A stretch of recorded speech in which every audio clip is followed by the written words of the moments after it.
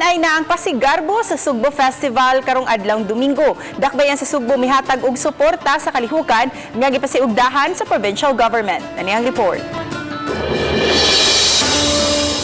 Gituki sa tigom sulod sa Capitol Social Hall ang mga lakang nga himuon aron masiguro ang kahapsay sa Pasigarbo sa Sugbo. Lakip na nini ang paghapsay sa trapiko tungod kay adunay mga kalsada nga may apektuhan.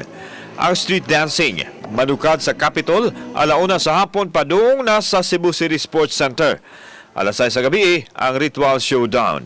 Ato lang gisiguro nga in place ang tanan in terms of security and safety preparation and disaster preparedness at the same time.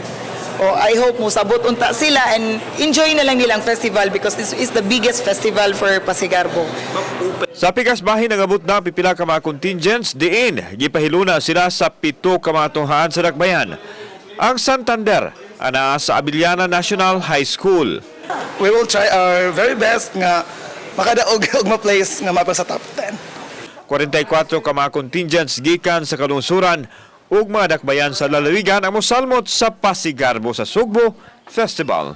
Kauban si John Solon, ako si Alan Domingo, Balitang Bisdak.